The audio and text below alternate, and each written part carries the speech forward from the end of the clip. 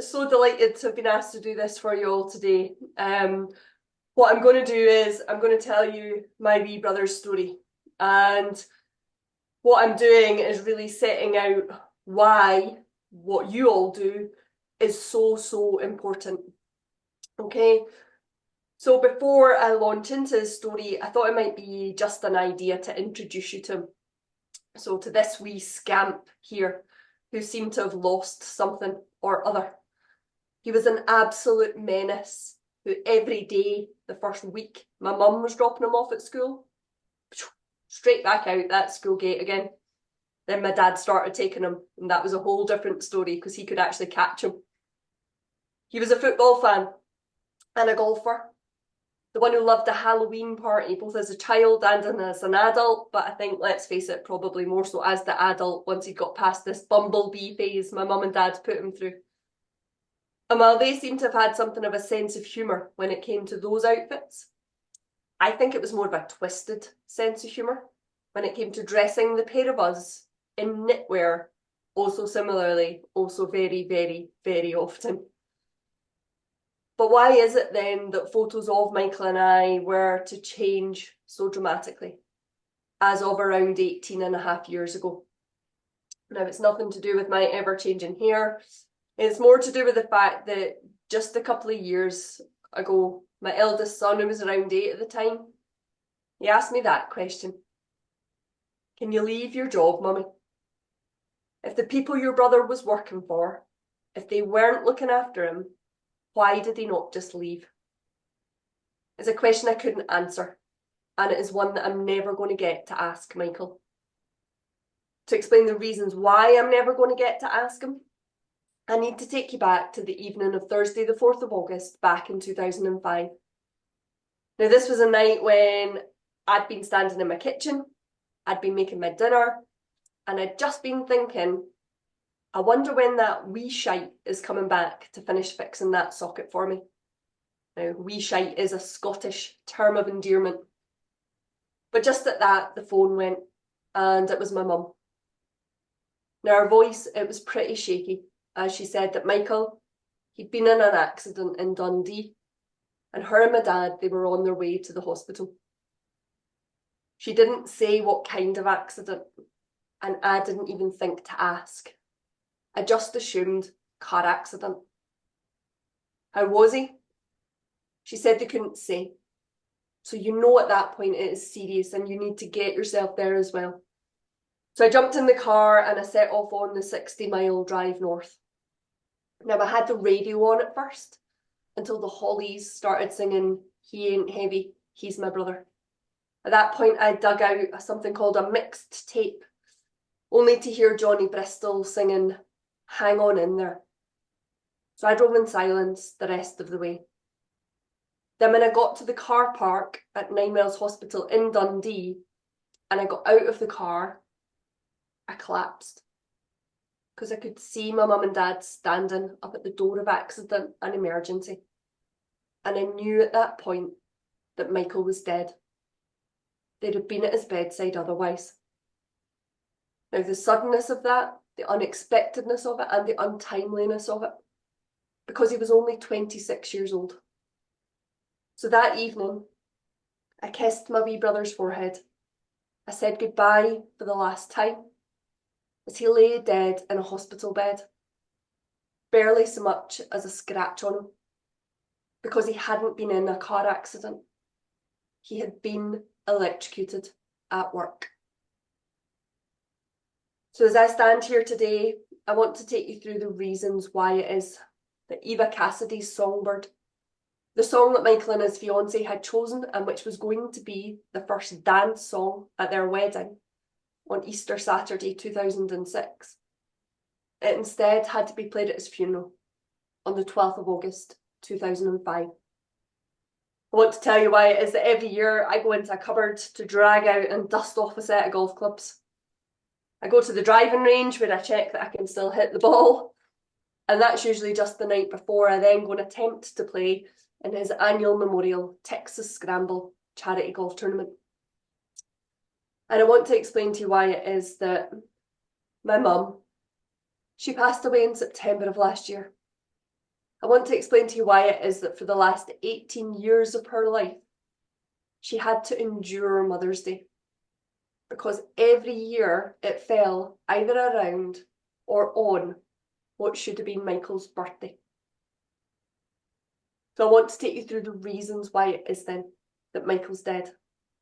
Now that Thursday, it had started like any other work day. He left the house he shared with his fiancée and he travelled into a job here in Edinburgh. That afternoon though, he took a call from a job his employer was working on up in Dundee. Now they were a subcontractor on the fit out of a JJB sports store and gym complex. The job that was worth £720,000 to Michael's employer, there was a £15,000 late penalty clause. Now they were up against it because it was due to be handed over to their client by 10 AM the very next morning. So do you know what? They're going to need all hands on deck if they're going to prevent that penalty clause from kicking in. So is Michael willing to go?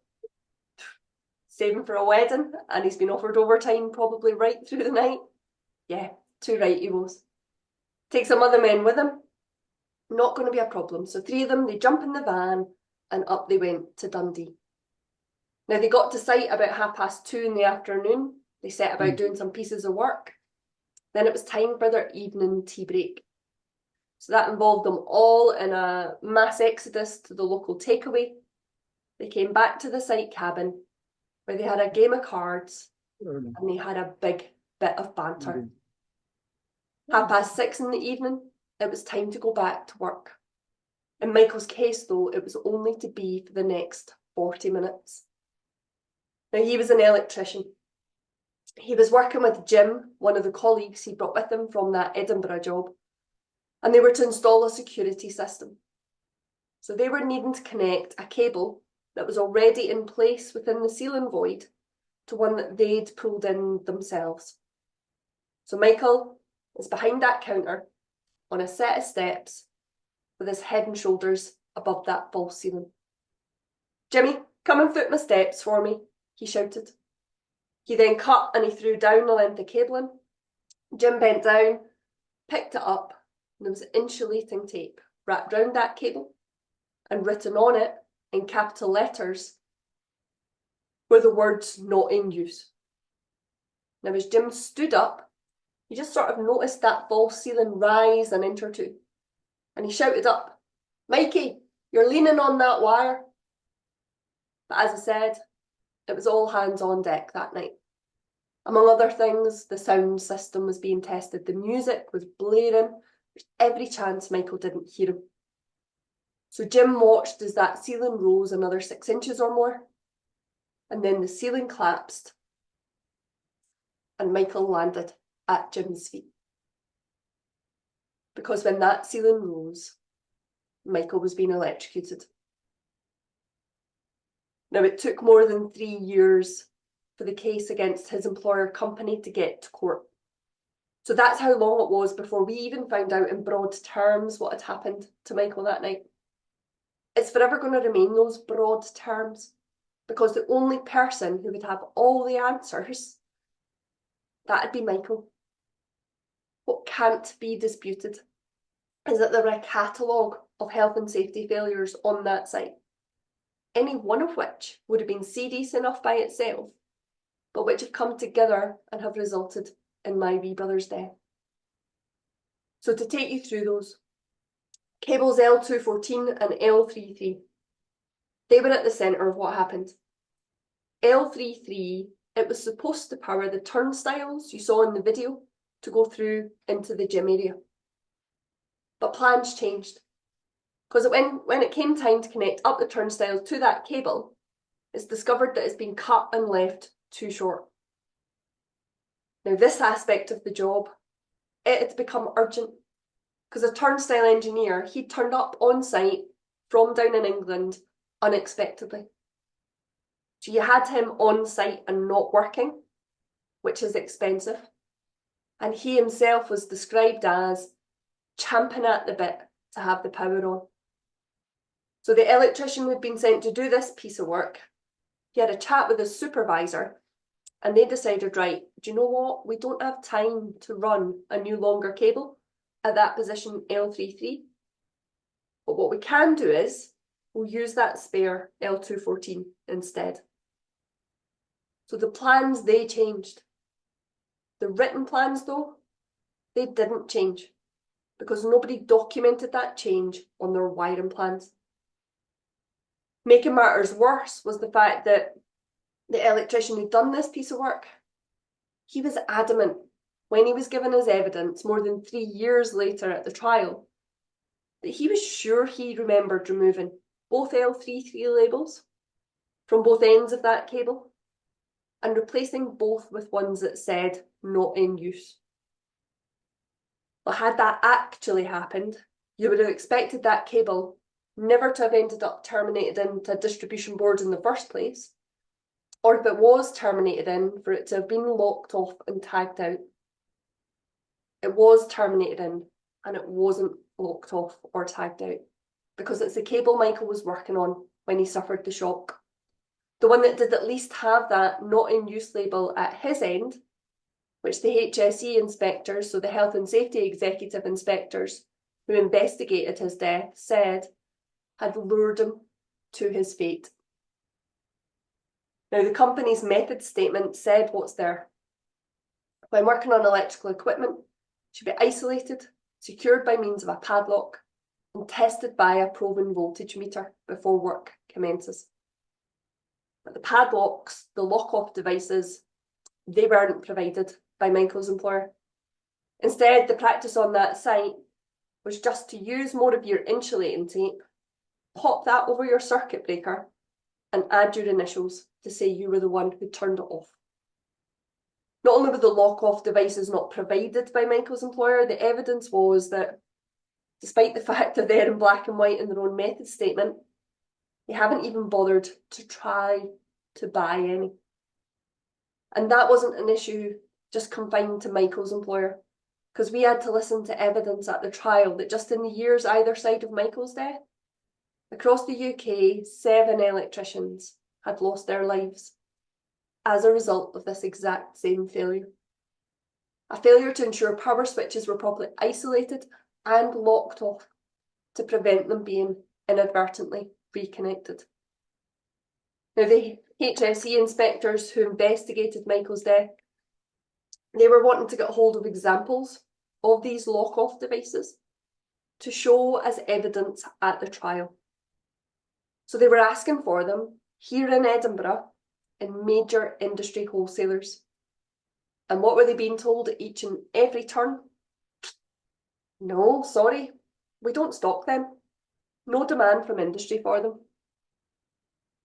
Lock-off tag-out is a fundamental safety procedure that each and every electrician had been taught during his or her apprenticeship for the 20 years prior to Michael's death. Yet it wasn't, and all too often still isn't, being implemented effectively across industry. We had to listen to Michael's colleagues at the trial saying things like, see, in my 14 years as an electrician, I've never fitted such a device. And in my 10 years, well, I guess I maybe remember using them once or twice. And somebody with 30 years experience in that industry said of that practice of using insulating tape over a circuit breaker, well, yeah, it's been like that forever and a day.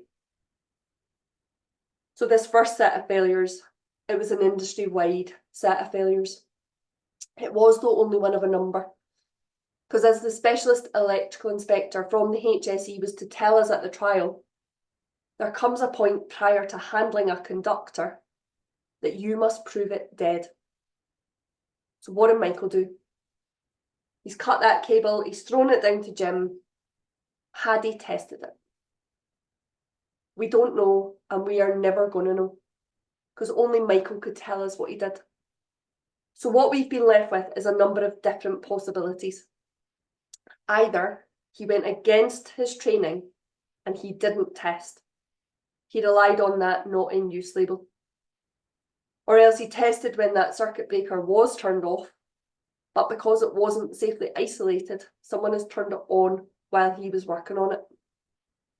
Another possibility is Michael only had something called a multimeter available to him, which he could have had set to a wrong selection, giving him a false zero reading. And even the HSE's specialist electrical inspector, with his decades of experience behind him, said, "Do you know what? I'll admit I've done that myself. And I will admit I've done it more than once." It was a voltage tester that should have been used for the job Michael was doing.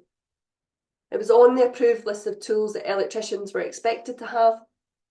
No voltage tester was found in my brother's toolkit. The HSE inspectors on site after his death, they're doing their investigation, and they ask the employer, right, you show us the voltage testers that you made available, which you'll again will remember were referred to in the company's method statement. They couldn't produce any of these either. Now, the HSE inspectors, they were absolutely clear. It was the employer's responsibility to make sure that Michael and the other electricians on that site either had or had access to the tools that they were needing to do their job safely. It was also a responsibility of the employer to make sure that they were actually using them. Because a number of Michael's colleagues, they told the HSE inspectors when they were initially interviewed, and they went on to give evidence again about it at the trial, that there is an alternative means of testing. One of these cheeky wee shortcuts that gets handed down from one generation of a trade to the next, which in this case is, if you put your snips through all three parts of a cable at the same time, and it goes bang, guess what? It means it was live. There's only then going to be damage to your snips. But if that's the method Michael deployed, it did not go bang, because he then went on to start stripping the insulating material.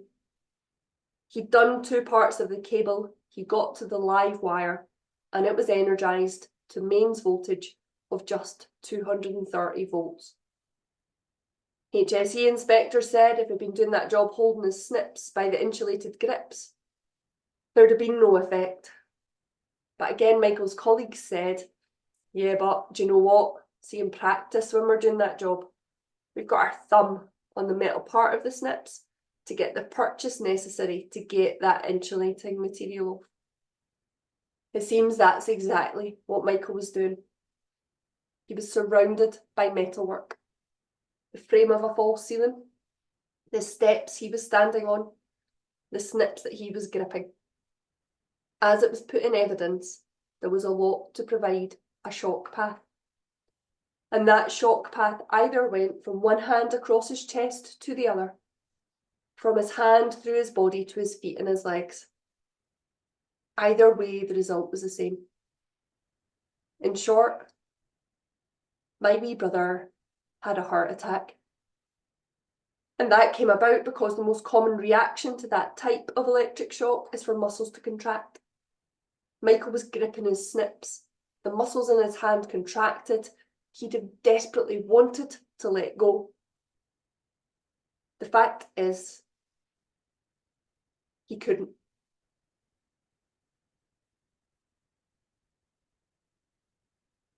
And so what we know is that unsafe practices are being carried out on that site. Now, that is despite the fact all the electricians were graded, they all knew, they all understood British safety standard guidance, and they had all been trained in safe working practices. As the HSE inspectors put it, we are talking about human behaviours here. If someone is trained to do a particular thing a particular way, but the common practice is, well, we know you were shown to do it that way at college or at your induction, but actually, we've always done it this way round here. Or you could do it that way, I guess, but come on and we'll show you a quicker way. Any individual is going to end up getting sucked in by the behaviour of the rest of that group. He said the only way to counter that was effective management and supervision. And that was very sadly lacking on Michael's site. Because that is what the electrical supervisor was to tell the HSE inspectors when he was interviewed. I don't regard it as part of my job to ensure safe working practices were adhered to at all times. And he went even further and told them the procedures in the contract safety plan, they weren't enforced by me. I know that you're all going to agree with me that as an electrical supervisor, as any sort of trade supervisor, those are fundamentally important aspects of the role. Yet I met recently with the HSE inspector who had investigated Michael's death, and he said, look, commonly held belief, supervisor level back then, he was quite sure to a great degree still today, is that their number one priority is getting a job done on time. When that's not what it should be. It should be to get the job done safely. It's the on-time part that's any sort of added extra. We heard evidence that in Michael's case, the supervisor, he'd instructed that a fundamentally important process, ironically called dead testing, should be stopped because other aspects of the job were needing attention. And witness after witness said, had that dead testing been carried out, Michael himself would most likely not be dead. Then in her sentencing statement, the sheriff, the judge in the case, she said, but even that wasn't his most heinous mistake. Because at one point during this fit out, the supervisor energised a circuit that did not do what he expected it to do. But he didn't then go on and investigate that any further. He just then assumed it was energising something else.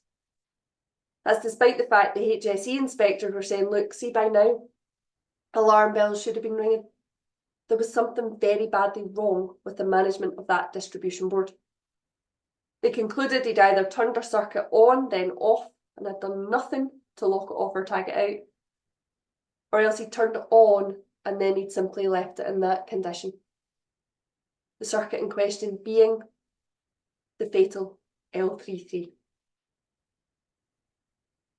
So then, of course, we've got a risk assessment for low voltage electrical work. So one's produced at the outset of this contract, or is it? Because the first issue with that was it was dated more than a year prior to the contract start date. It was dated prior to the contract having even been awarded, because it was just one of these generic ones to which no site-specific tailoring had been done. Despite that fact, when she's giving her evidence, the mechanical project manager, she agreed that yes, indeed, this was a living document. Exactly what each and every one of you needs your risk assessments to be. Except for the fact that during the course of this fit out, distribution boards got energised and work on them continued. So they were now live working. Risks have increased dramatically. That risk assessment was not revisited. It was described by the HSE as being completely inadequate. Nothing living about it. And it also contributed to Michael's death. Now, this was a company that did a Take 5 for safety, and something happened elsewhere in their business, and they thought lessons could be learned. They'd won a ROSPA Silver Award, and they were working towards a gold. They put out this safety message on notice boards, internal mail, payslips, and so on. And when asked if they did anything differently now, since Michael's death, particularly around that safety message, the mechanical project manager replied in court, yes, we try harder now. Well, the trial, it lasted the best part of 19 days. And that is what the HSE's press release said at the end of it all. That Michael's death could have been prevented had his employer ensured that safe working practices were being carried out in accordance with the company's own written procedures. You don't know how hard that was to have to hear. My aim standing here doing this is that nobody else ever has to hear it. The last part of it went on to say that managers and supervisors must take active steps to ensure that electricians work safely. You can take out that word electricians and put in the word workers, operatives, whatever it might be. It applies to anything at all that you're doing on your site.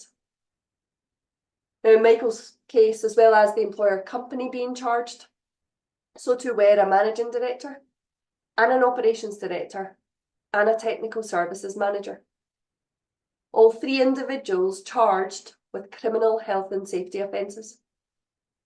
Mistakes were made by the prosecutor, and those three individuals were able to walk free from court before the case got to the jury.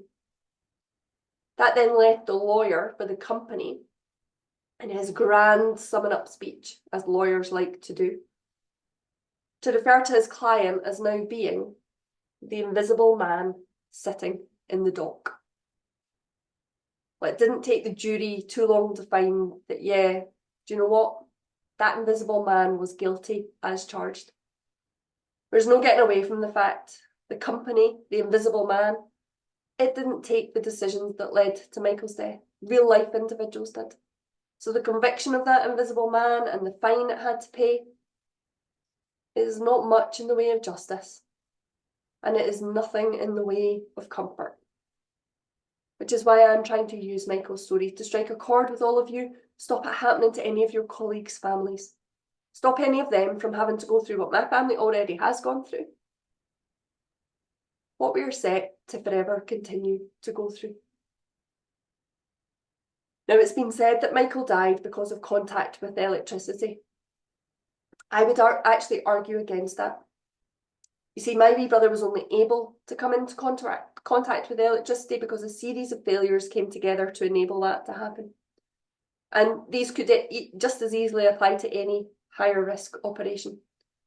So there was ineffective management and supervision, paperwork that wasn't put into practice, incorrect equipment was being used, time pressures, let's face it, they were being brought to bear. Shortcuts were potentially being taken. Safety, it was seen on that site as a tick box exercise. Their risk assessments were not kept live, and there was a workforce there that did not feel confident enough to speak up if they thought that something was wrong. There had been 2 near misses in the area where my brother was working in the week or so leading up to what happened to him. Nobody had reported them. See if they had, and see if they had been dealt with effectively, I don't have to be stood here today, because my wee brother is still here. So, as you can see, the holes in the Swiss cheese, they aligned. So what I'm asking of you is, see in the days, weeks, whatever it might be to come, can I ask you to think about all of these things and how you can make a difference to stop something like what happened to my wee brother from happening to any of your colleagues. You know, Michael's death has been described as an accident waiting to happen. To me, an accident waiting to happen simply is not an accident. So whenever I'm speaking, I'm urging people that if they have concerns, I don't want them to be telling, and I certainly don't want them just to be telling a mum, a dad, a spouse, a partner, whoever it might be at home. I need them to be telling people like you, with the power to do something about it, or the power to get something done about it. Because the impact of a work-related death is to tinge every happy occasion with sadness. There is always someone missing. One of the most difficult things I've done this past few years was go to a wedding reception at Edinburgh Castle. That should never be a difficult thing to do. But it was the wedding of one of my brother's very best friends. So the one person missing from that dance floor, the best man missing from that wedding, it was Michael. I'm going to show you a very quick video of him as he's about to set off on a journey up Ben Lomond with his fiancée and their 2 best friends. And he'll tell you himself that they were setting out in weather that I'm just going to describe as being fairly typically Scottish. Okay, because they were setting out in some fairly torrential rain.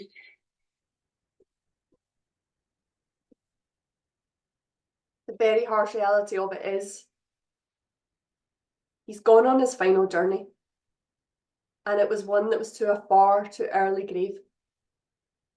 So I'm going to show you the sort of ways birthdays now get marked. This will be my Facebook status from the 18th of March, a couple of years back now, this one. It says, hard to believe this is his 17th missed birthday. I was asked a couple of weeks ago, tell me about your brother. How'd you do that, Justice? You'd have had to meet him. People numbering at least 6 figures have now heard the story, and in so many corners of the globe, like yours, that he never got the opportunity to visit himself. The Scottish Hazard Centre has proven an invaluable source of advice and support to hundreds throughout the pandemic and beyond, and NEBOSH scholarships have been awarded in his name. But I so wish none of it were necessary, and that I'd instead simply been able to write a card this morning that said, to Mickey Tam, happy birthday, lots of love, weed. Now, not weed because of any sort of illicit drug habit that I have harboured at any point, but because Michael, he couldn't pronounce my name, Louise, when he was wee, when he was young. So I became weed to him as a tot, and I remained weed to him to his dying day. So those are the last birthday and Christmas cards he ever sent me when I was in my late 20s. And there's a programme from the UK called Bill and Ben, the Flower Pot Men. And there's a character in that called Weed. So that is the reason why a little weed from Bill and Ben now sits by Michael's graveside. And until it touches your life, you'd maybe be forgiven for not truly appreciating the impact that this can have. Having to visit that cemetery once a month or more to lay flowers for a son and a brother who was the youngest of us all. He should have outlived us all. Knowing that that son, brother and fiancé, he didn't live to get the opportunity to become an uncle or a husband or a dad. You need to fully appreciate the ripple effect of the death at work. So the first aider at the scene, he was from the principal contractor. He didn't know Michael. He didn't have a defibrillator available to him. He is the one who performed CPR until the ambulance arrived. After the funeral, we next saw him more than 3 years later at the trial, and his girlfriend told us that he was still having nightmares about what had happened that night. Michael's friends, they're not getting to go out to the pub with him on his birthday anymore. They're also visiting that cemetery. But being men, they won't be taking flowers, will they? No.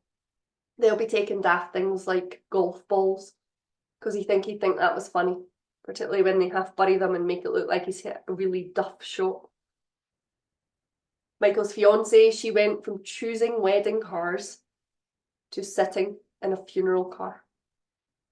And I am never going to answer the phone again and hear the words, "How you doing, sis?"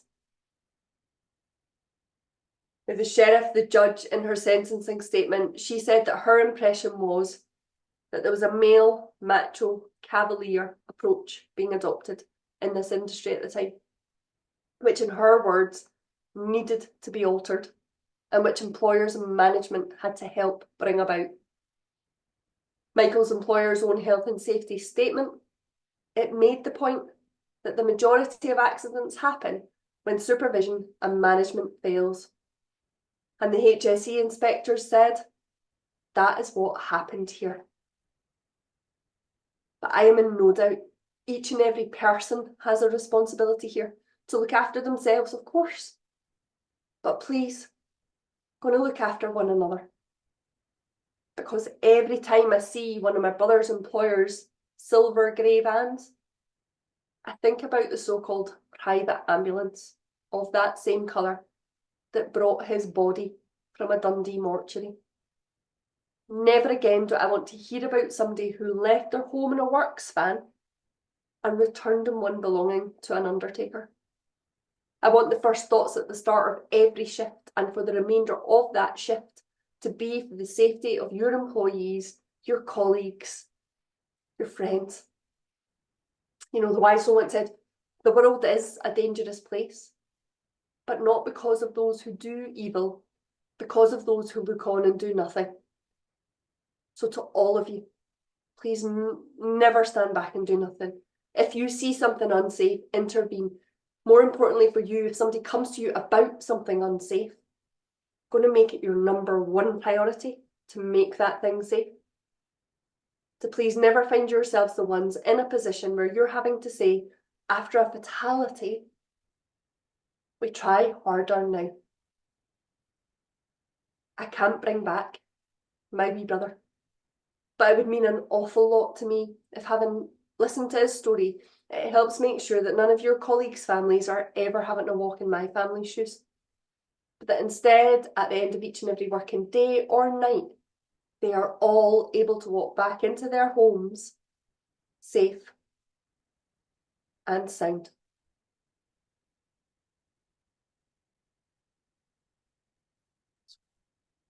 Thank you for listening. And I just wonder, will we be able to take any questions, Edward, or any thoughts or reflections that people want to share?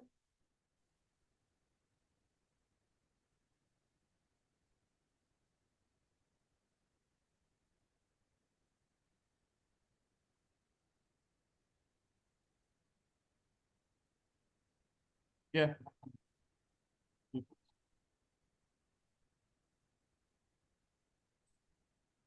Are you there, Edward?